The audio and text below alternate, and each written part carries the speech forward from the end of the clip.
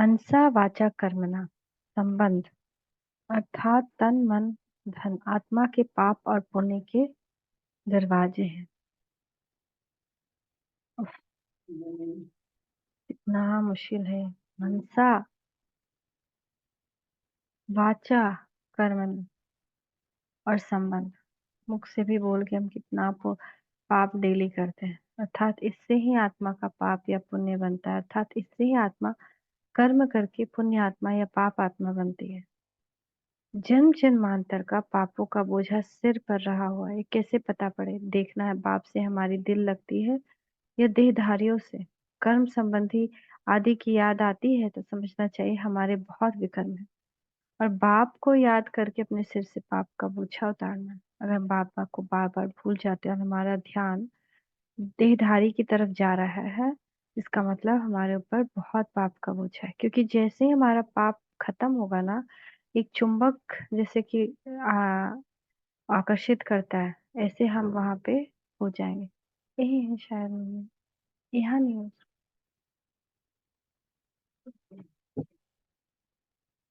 अगर कोई भी कमजोर या पतित वायुमंडल का वर्णन भी करते हैं तो यह भी पाप है, क्योंकि उस समय बाप को भूल जाते हैं। वायुमंडल का वर्णन करना यह भी व्यर्थ हुआ ना। जहाँ व्यर्थ है वहां समर्थ की स्मृति नहीं। कितना भी कोई माफी ले लेवे, लेकिन जो कोई पाप कर्म व व्यर्थ कर्म भी हुआ तो उसका निशान मिटता नहीं, निशान पड़ ही जाता है। Oh my God. अव्यक्त बाप दादा 10/5/1972। जैसा संकल्प वैसा स्वरूप बनने वाले सच्चे वैष्णव हो। इससे सच्चे वैष्णव को क्या कोई छू सकने का साहस कर सकता है? अगर छू लेते हैं तो छोटे मोटे पाप बनते जाते हैं। ऐसे सूक्ष्म पाप आत्मा को ऊंचे स्टेज पर जाने से रोकने के निमित्त बन जाते हैं। अर्थात पाप, क्योंकि पाप अर्थात बोझ और फरिश्ता बनने नहीं देता। बीज रूप स्थिति भगवान परिस्थिति में स्थित नहीं होने देते। अवेक बाप दादा 23 मई 1974। क्योंकि जितना पाप उतना मन में संकल्प चलेंगे, उतने विचार आएंगे। इसने ऐसे क्यों कहा, इसने ऐसे क्यों किया, इसमें इसको क्या हुआ, इसके क्या ऐसा रिएक्शन क्यों हुआ। पांच विकारों के वश हुए कर्म विकर्म या पाप कहे जाते हैं। यह पापों का मोटा रूप है। ऐसे ही महीन पुरुषार्थ अर्थात महारथी के सामने पांच तत्व अपनी तरफ भिन्न भिन्न रूप से आकर्षित कर महीन पाप बनाते हैं, बनाने के निमित्त बनते हैं। पांच विकारों को समझाना और उन्हों को जीतना सहज है, लेकिन पांच तत्वों के आकर्षण से भी परे रहना यह महारथियों के लिए विशेष पुरुषार्थ है। अवेक बाप दादा 23 मई 1974। अभी तक तो पांच विकारों का ही बोलबाला है, नहीं पांच तत्व तो दूर का बात है। महारथी की लिस्ट में कैसे है? परम धाम की शांति और स्थिति पाप पुण्य दोनों से परे है। सत्युग त्रेता युग की शांति और स्थिति सुख में है, परंतु वह भी पाप पुण्य से परे है। द्वापर कलयुग की स्थिति पाप पुण्य दोनों से युक्त है, लेकिन उसमें पाप की स्थिति अधिक है, पुण्य की कम।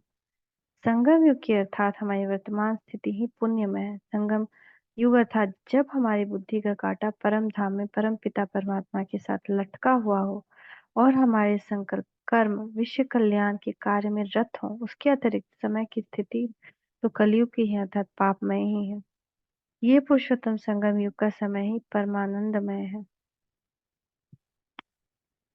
कोई चीज छिपाकर खा लेते हैं, समझते थोड़े थोड़े ही है कि अभी पाप है, चोरी हुई ना, तो भी शिव बाबा की एग से चोरी करना बहुत खराब। साकार बाबा 21 जुलाई 2005 रिवाइज्ड। हमारे सिर पर पापों का बोझा कितना है, उसकी कसौटी क्या है? आत्मा पर पापों का बोझा कितने जन्मों से चढ़ा है, और आत्मा पर जंग कितने जन्मों से चढ़ी है।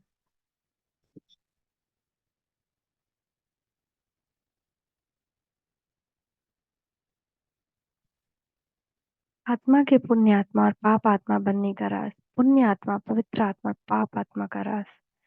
ये विषय नाटक गिरने और चढ़ने का खेल है। आत्मा की गिरती कला तो सत्युग की आदि अर्थात पहले जन्म से के पहले क्षण से ही आरंभ हो जाती है। जिसके फलस्वरूप त्रेता के अंत तक आत्मा की शक्ति 4 कलाएं कम हो जाती है, परंतु तब तक आत्माओं के द्वारा कोई पाप कर्म नहीं होता, इसलिए वे न पाप आत्मा बनती हैं और न ही आत्मा को किसी प्रकार का दुख होता है। द्वापर के से आत्मा देह अभिमान के वश काम विकार में जाती है, तभी उसको पाप आत्मा कहा जाता है। और इस पाप आत्मा बनने की भी डिग्री है।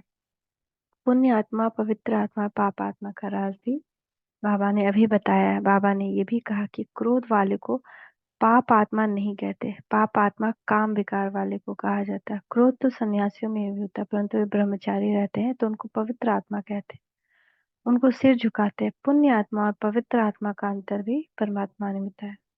पुण्य आत्मा बिल्कुल भी उसमें कुछ नहीं हो, पवित्र आत्मा यानी कि उनमें काम विकार नहीं हो, और पाप आत्मा जिसमें काम विकार है। विकार में जाने से ही पाप आत्मा बनते हैं। मनुष्यों को पता नहीं कि देवताएं जो पुण्य आत्मा है वे ही फिर पुनर्जन्म में आते आते पाप आत्मा बनते हैं। वे ही फिर पहले, सबसे पहले पाप भी वही करते हैं। तुम बच्चों को यह बात समझानी है, सर्विस करनी है।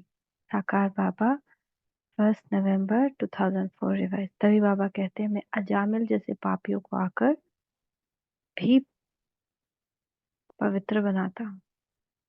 तो हम सब इतने गिर जाते हैं।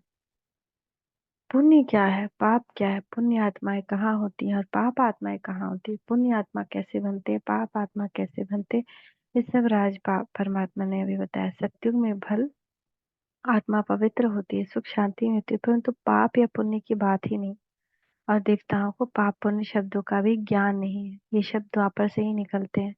जब आत्मा देहाभिमान के वशीभूत पाप कर्म में प्रवृत्त होती है, पाप के कारण आत्मा को दुख होता है और पापों से मुक्त पुण्यात्मा बनने के लिए पुरुषार्थ भी करते हैं, परंतु फिर भी दिनों दिन पाप आत्मा ही बनते जाते हैं, क्योंकि वो जो भी कर्म करते हैं उसमें देहाभिमान के कारण विकारों का अंश होता है।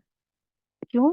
भले ही हम भक्ति कर रहे हैं, दान पुण्य कर रहे हैं, लेकिन वो भी, उसमें भी हम पाप आत्मा क्यों बन जाते हैं? क्योंकि उसमें देह अभिमान होता है, और देह अभिमान होने के कारण उसमें विकार होता है। कभी कभी कुछ ना कुछ प्राप्ति की आशा जो होती है, लोभ होता है, इज्जत होती है कि हाँ मान सम्मान बढ़ रहा है, ये हो रहा, हम कर रहे हैं, मैंपन आ जाता है।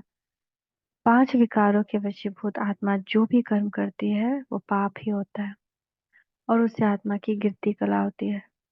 पतित पावन परमात्मा की याद में जो कर्म करते हैं वे ही पुण्य कर्म है, क्योंकि उससे ही आत्माओं की चढ़ती कला होती है। इसलिए झाड़ू भी देना परमात्मा की याद में, देह अभिमान में झाड़ू दे रहे हैं तो क्लीनिंग वर्क है, लेकिन विकर्म हो रहा है क्योंकि मैपन है। लेकिन वही परमात्मा की याद में झाड़ू दे रहे हैं तो वो पुण्य कर्म बन रहा है, जबकि वो तो झाड़ू देना ही काम है, लेकिन उससे पद्मा पदम कमाई हो रही है। इसलिए बाबा कहते हैं हर कर्म को साधारण से असाधारण बना दो, सिर्फ उसमें टैग लगा देना है बाबा की याद में। कोई भी कर्म, उससे दूसरी आत्माओं का भी कल्याण होता है। केवल आत्मिक स्थिति में जो कर्म होते हैं वे पाप और पुण्य दोनों से परे होते हैं। इसीलिए सतयुग त्रेता में आत्माओं के कर्मों को अकर्म कहा जाता है, क्योंकि उनमें न पाप होता है न पुण्य होता है। भक्ति मार्ग में जो दान पुण्य करते हैं उसे अल्पकाल के लिए पुण्य होता है, परंतु अंतिम परिणाम पाप का ही होता है, क्योंकि उससे गिरती कला ही होती है। अभी बच्चे चलते फिरते अथवा यहाँ बैठे बैठे जन्म जन्मांतर के जो पाप सिर पर है उन पापों को याद की यात्रा से विनाश करते हैं।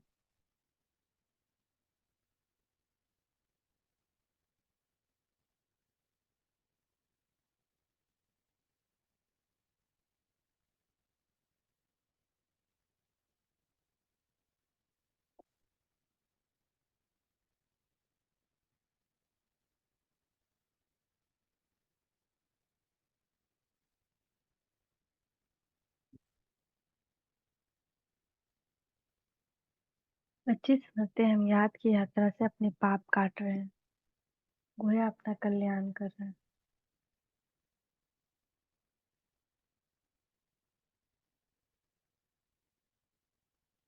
साकार बाबा 16/9/2004 रिवाइज।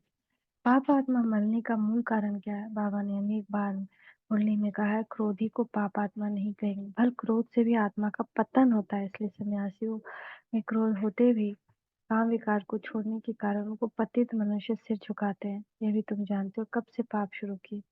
जब से काम चिता पर चढ़े हो, तो तुम्हारी बुद्धि में सारा चक्र है। तुम बाजोली व 84 के चक्र को भी जानते हो। चक्र बुद्धि में सदैव फिरता रहना चाहिए। नॉलेज अभी तुम ब्राह्मणों के पास ही है, न शूद्रों के पास है, न देवताओं के पास। साकार बाबा 9/11/2004 रिवाइज्ड। आत्मा में अविनाशी संस्कार हैं, तो आत्मा ओरिजिनली पुण्य आत्मा है या पाप आत्मा? और है तो कैसे है? तो, तो ये कल हम जानते हैं इसके बारे में। ओम शांति। Thank you Baba.